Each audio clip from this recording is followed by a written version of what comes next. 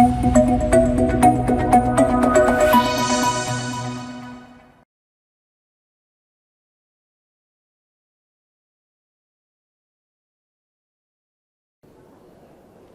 everyone, welcome to this Conversational discussion.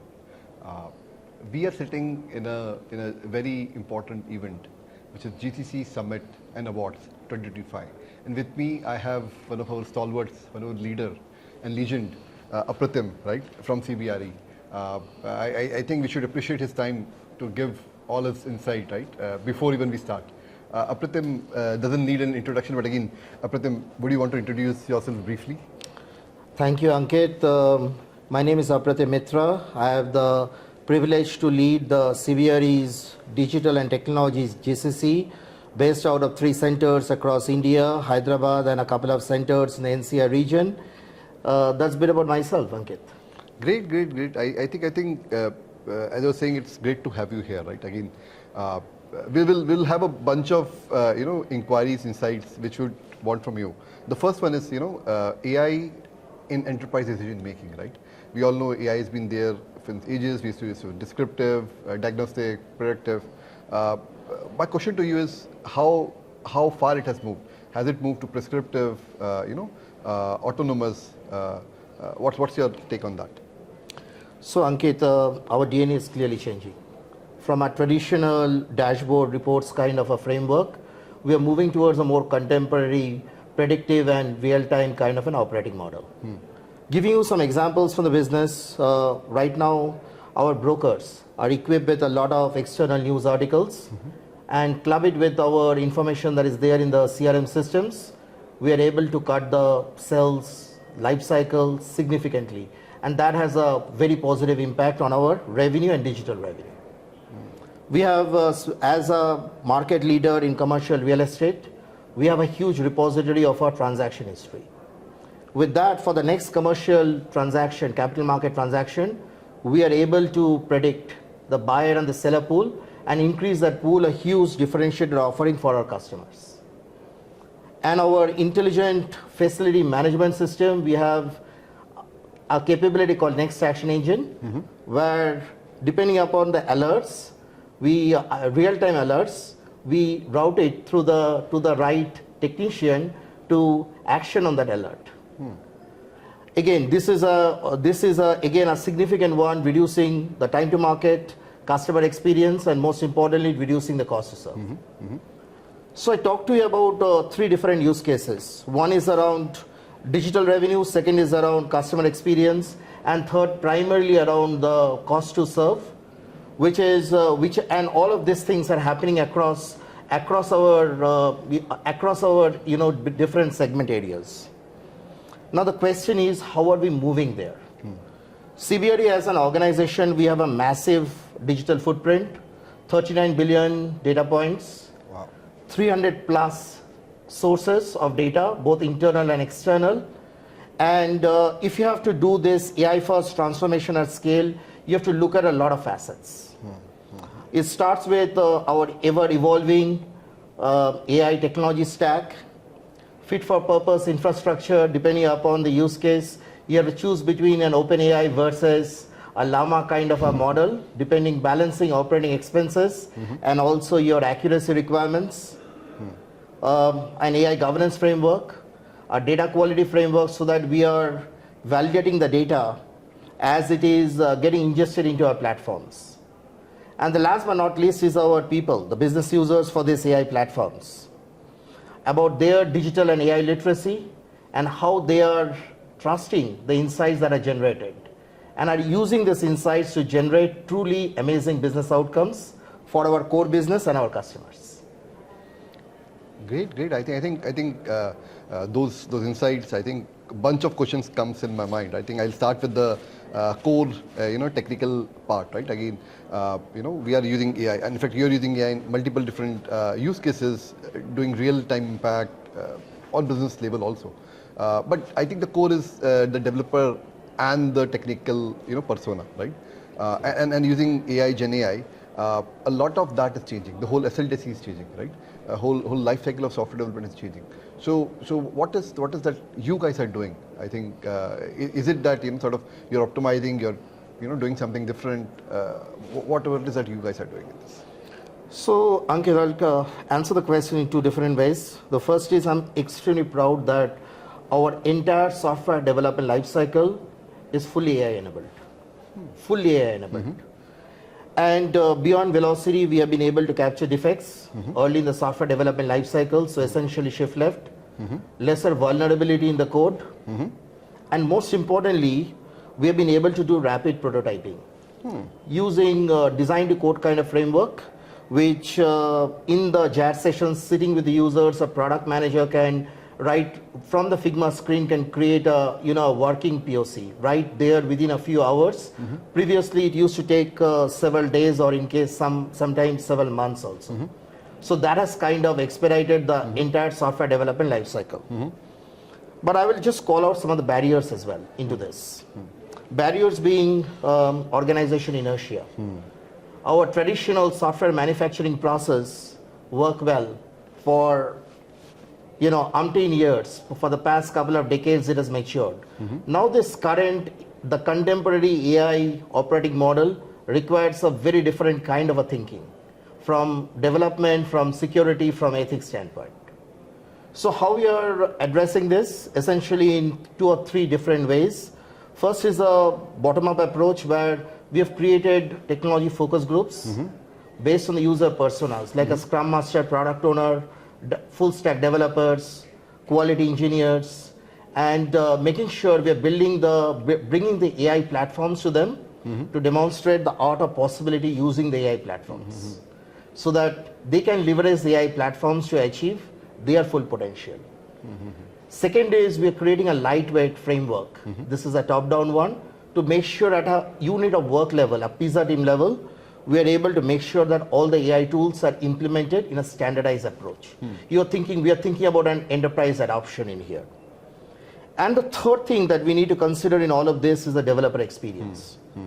As we are integrating more and more newer AI-enabled tools into the software development lifecycle, we have to think about kind of frictionless integration that drives the productivity of the developers and unlocks innovation and creativity. So that's how we are looking at the whole AI-enabled software development lifecycle. Yeah, amazing. If I summarize, so you're using AI in design, development, testing, QA, documentation, all of that. And not only that, I think you're basically leveraging AI and giving it to the product manager, right from Figma. He's creating a lightweight product. I think amazing. I think that is a classic use of GenAI in action in SLDC. Thank you.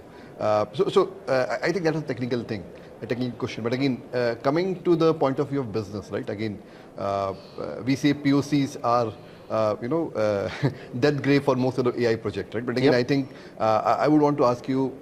I know for a fact you guys have really taken AI projects, POCs to production scale. So what has been your mantra? What are the framework you will suggest? From POC to production to scale, right? And that too in multiple different countries. How you have been doing all of this? So Ankit, very proud that we ran an enterprise-wide hackathon last month, and I'm very proud that 50% of our organization contributed. Wow. That talks about our focus around innovation culture, and most importantly, what we demonstrate as a part of this is we democratize AI at scale. So that AI is not a central group of engineers, data scientists who are catering to the entire organization, versus AI use cases are there for every project, every business case, use case per se. So that is a transformation that we have demonstrated. Now we have got a whole host of POCs. How do I make sure that this POCs land up in production and delivers value in the hands of the business? I think 2 or 3 different ways of doing this. First is we are making sure that these POCs are integrated with the business plan. Because we don't want, our belief is innovation should not be a separate ivory tower. It should be integrated with the mainstream. Second thing is zero distance from customer. So in Innovate, our hackathon event, we are looking for working POCs so that everything looks good on a PowerPoint presentation. But you have to create a working POC to demonstrate the art of possibility to the business on the go. The third thing which is important is our thought process around begin with the end in mind. Essentially, our launch plan. How are you going to scale up this POC across 100 plus countries that we operate? You have to think about integration with different bespoke systems in those countries. Plus, think about the data privacy and market-specific regulations. You have to consider it on day zero at the POC stage. And last but not the least is we had a couple of years last year when we did the same Innovate event, we were able to identify some POCs where we used the influencer network within our organization, who were to have them use our platform, be our ambassador, our culture ambassador, to share our quick wins about how AI is enabling the business, and that leveraging that innovation, that influencer network, we have been able to scale up the POCs at scale. The example I'm talking about, a platform that was built out of India, our own GCC, has now gotten implemented in 30 plus countries and have delivered some significant digital revenue and also operational effectiveness. Yeah. Amazing. I think to summarize, probably work from the end goal perspective, take care of the finer aspects which you do at the end from start, involve users. Exactly. Involve a maximum of your personas, right? And definitely have a culture of innovation, right? Again, absolutely. On that innovation note, my next question to you, Pratim, is innovation. It's a mindset. It's a cultural change, right? Many companies don't have it, by default. What did you guys do to bring that culture? Did it top down, grounds up? How much of the management buy-in is required for that? I'll say that, the great question, Ankit, and innovation, you mentioned about the culture, and that is the reason. The percentage of our employees who contributed in this hackathon, that percentage was so darn important for me. 50% of our employees contributed, and that talks about the vibrant culture. And how did we make this happen? First is a lot of focus on intellectual curiosity, because to leverage the transformative potential of AI, we really have to be open to adopt the change that is upon us. Second thing, our motto is fail fast, change fast, learn faster. Celebrate those gorgeous failures. And ensure that you can experiment. Experiment in a very comfortable setup with no fear of failure. That is very, very important. That is an important one I wanted to call out. For the past few years, we focused a lot around diversity in our workforce, coming handy, because in an AI arena, very important to do lot of lateral thinking, lot of networking, and that is where diversity becomes very, very important for us. A laser-sharp focus around ROI. Define the ROI around the value adds for some of these AI use cases, and go very meticulously after achieving it, executing those flawlessly, and achieving those ROIs. So those are the secret. And I will say one more thing. As GCC leaders, we have a unique vantage point of having all the lines of businesses operating under the same roof. Okay.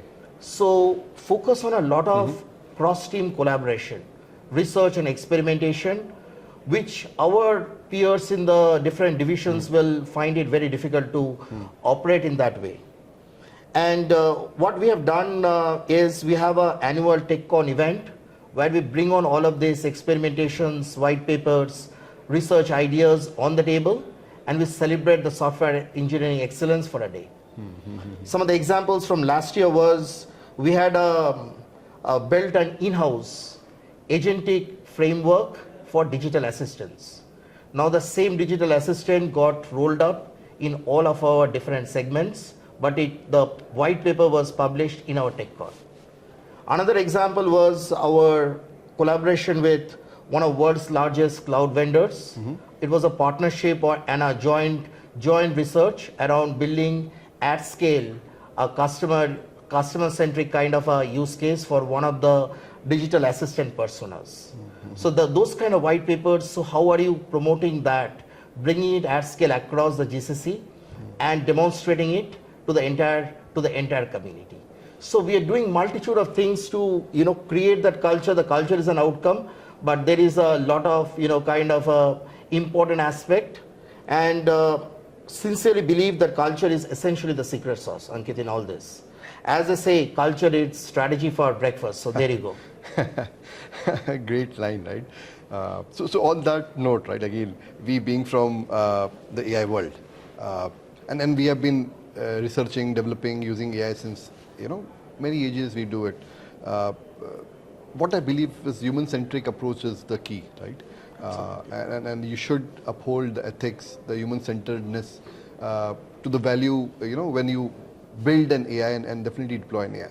So what are your sort of nuggets on that, right? How will you think definitely yourself, CBRE and others who are listening to you, how should they think ethics, responsible, human-centered approach should be implemented when they are building product or services or anything which is from POC till production till scale, right? Absolutely, Ankit. So if you look at a few minutes back, we spoke about our operating model moving more towards insights, proactive and real-time insights. I think let's talk about a little bit about the consumption model for the insights. Yeah. Essentially, two types of consumption model that we are seeing within our arena. One is around to look at inject these insights inline into our workflows, and our workflows becoming more and more intelligent. The second is what we have done is at scale look at personas of our business users, create prompts, and predict the next best prompts. So that if I'm a business user, I have a kind of a zero UI, conversational UI interface where there are a set of prompts, and I know what is the next best prompt from a AI standpoint that is available for the user. So what I'm doing over here is I'm completely abstracting my application ecosystem from the user. So the broker who has come to CBRE, he does not need to know my CRM platform, my platform for processing invoice, etc. He needs to know he has got only a conversational interface where he is processing the workflows in a very natural language centric kind of a manner. Now, our thought here is as follows. You mentioned about human plus machine. Our belief is the future is going to be hybrid. It is about human and machines augmenting each other and vice versa. Talk about digital assistants, co-pilots, implemented, deployed across the scale, at scale across the organization. And the next thing is around the agentic AI. Strong belief that which we have implemented within our organization for a few business personas. Agentic AI is the next frontier and will deliver some deep automation and the associated productivity efficiency benefits. So, and that is where AI becomes real. And we strongly believe that our AI-enabled future is right here, a future that we have been preparing for a very long time. Amazing. I think great insights, Pratim. Probably my takeaway, probably few points. Definitely have human-centered approach. Build the culture of innovation. Involve your end user and make them excited. Have them involved, right? And definitely, a classic example of AI is real, right? So I think they are implementing. They're not only doing POC production, they are scaling it to 30+ countries, right? I think amazing to hear the insight. Thank you, Pratim. Thank you for your time. Thank you, Ankit. Thank you. Bye-bye.